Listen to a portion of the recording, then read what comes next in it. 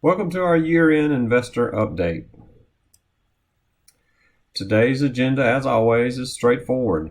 First, we will share a brief investor update. Then we will discuss some ideas and strategies you can consider.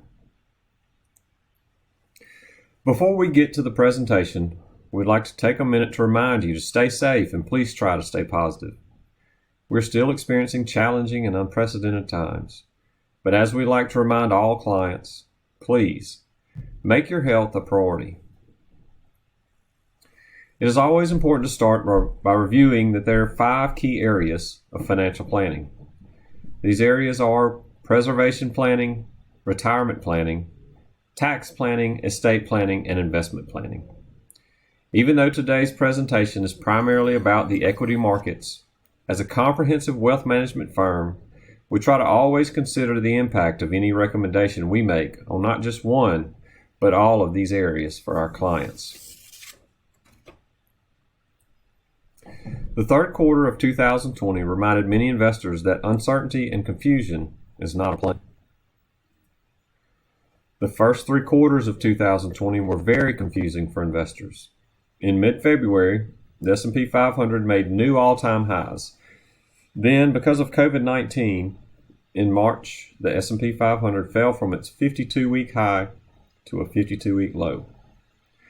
Although after March, the economy remained confusing at best, starting in late March, equity markets rebounded to make new highs by early September. Then in September, equity markets drifted slightly lower, but for the year, as of early October, they remained slightly up.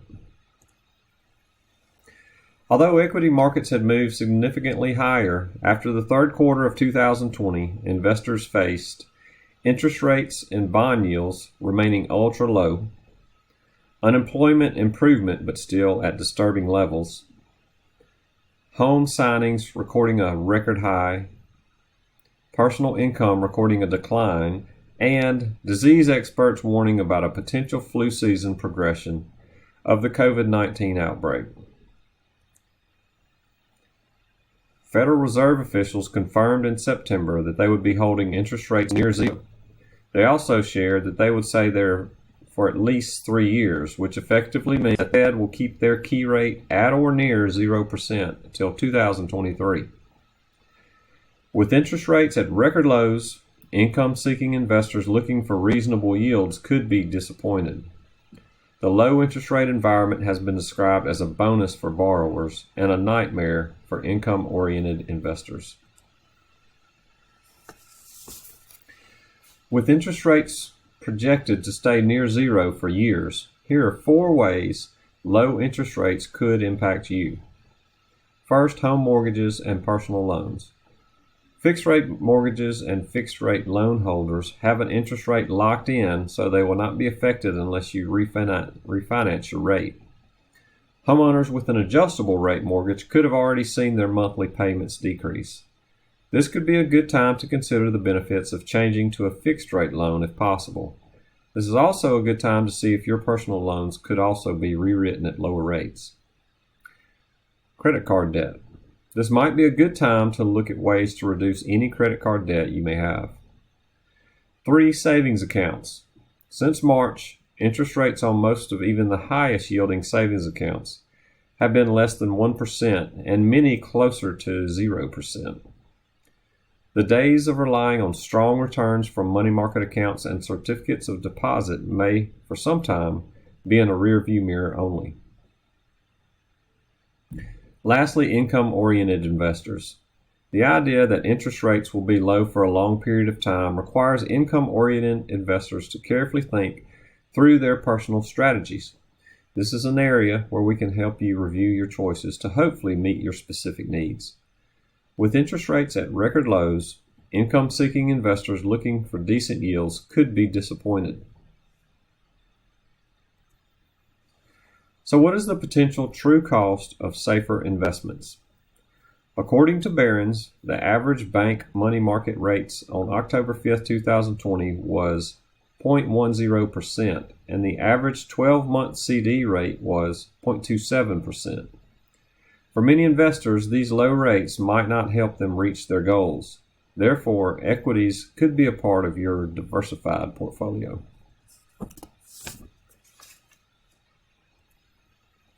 Although the equity markets have had some strong years since 2016, here's an interesting way to look at equity returns.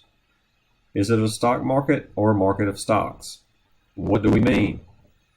In September of 2020, Goldman Sachs noted that although there were strong returns in the S&P 500 during this almost 5-year period, 5 stocks known as FAAMG, an abbreviation for Facebook, Amazon, Apple, Microsoft, and Google, turned in a 244% return, while the other 495 companies of the S&P 500 had a combined return of 42%.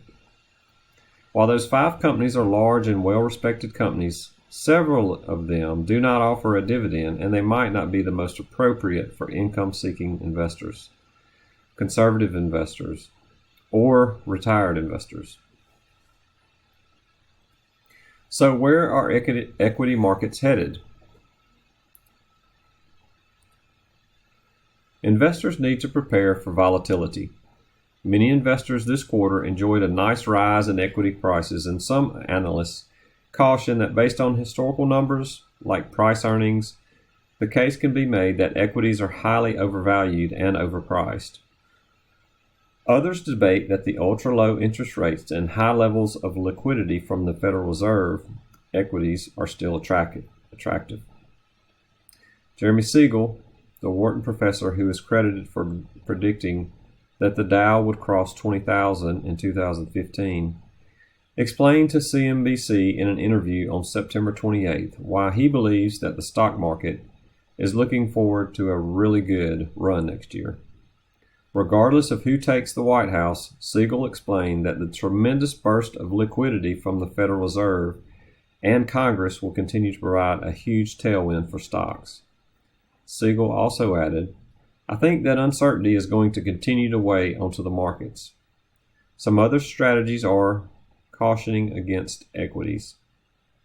Also, as a quick reminder, the fall season has historically produced some of the more volatile periods for equities.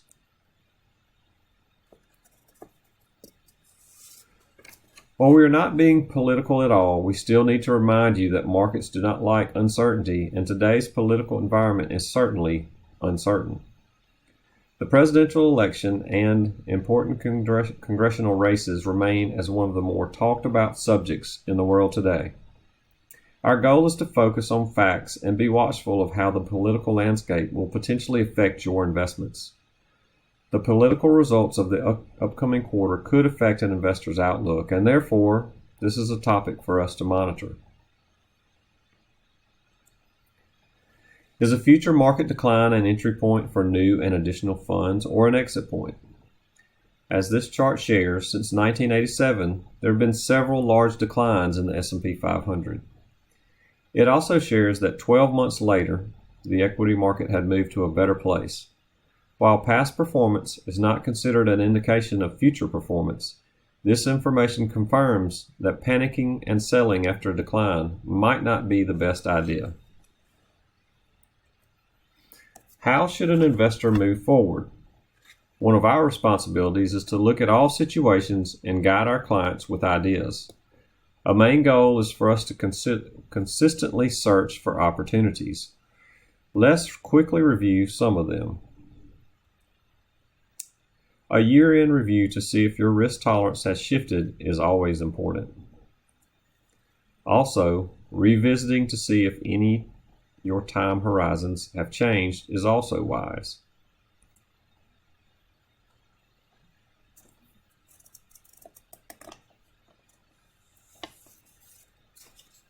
Maintaining a properly designed and well-diversified portfolio is important.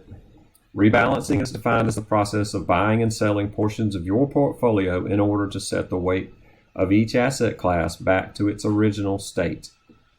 We can look at your portfolio and consider any rebalancing that may need to be performed. Know your tax bracket and try to be tax efficient.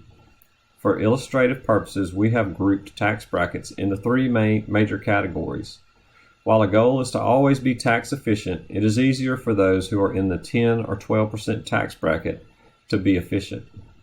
For those who are in the 22 or 24% tax bracket, this group of taxpayers are the ones who like to refer to as needing to be tax aware. And for those in the highest, or 32, 35, or 37% tax brackets, they are what we refer to as most tax sensitive. All investors, regardless of your tax bracket, should have a goal of considering and trying to minimize taxes when possible. If you have not already seen our year-end tax reports, ask us about our year-end checklist. Also, looking at possible Roth IRA conversions is something to think about. Converting to a Roth IRA can bring benefits, which include a Roth IRA conversion lowers overall taxable income long term. You benefit from tax-free compounding.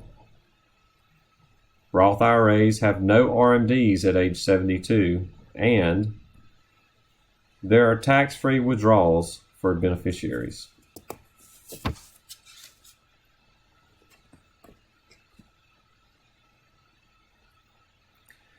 Legendary investor Warren Buffett says that, whether we're talking about socks or stocks, I like buying quality merchandise when it is marked down.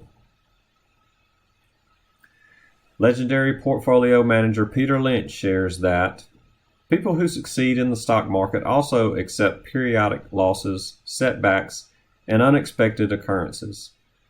Calamitous drops do not scare them out of the game. Both are good quotes for investors to hear. These are two quotes that we feel investors should think about. Thinking long-term is still the way to look at equity investments. Typically, the most successful investors think and act for the long term. It's near impossible to predict exact market movements. However, you can prepare. As a recap, what are some key takeaways for investors? The first 3 quarters of 2020 have been a wild ride for equity investors. Volatility has reemerged and investors need to proceed with caution. Your health is our top priority, as always, and focus on your personal goals and call us with any concerns.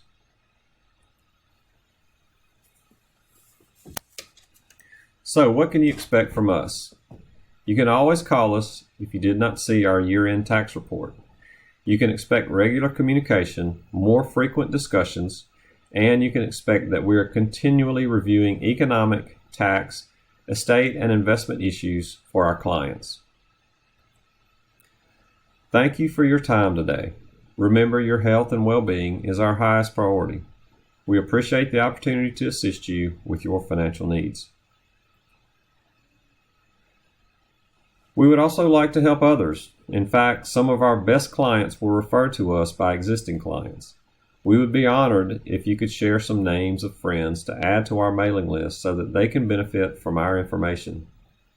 Please feel comfortable letting us know the names of anyone who you feel could benefit from this information. Thank you for watching our year-end investor update.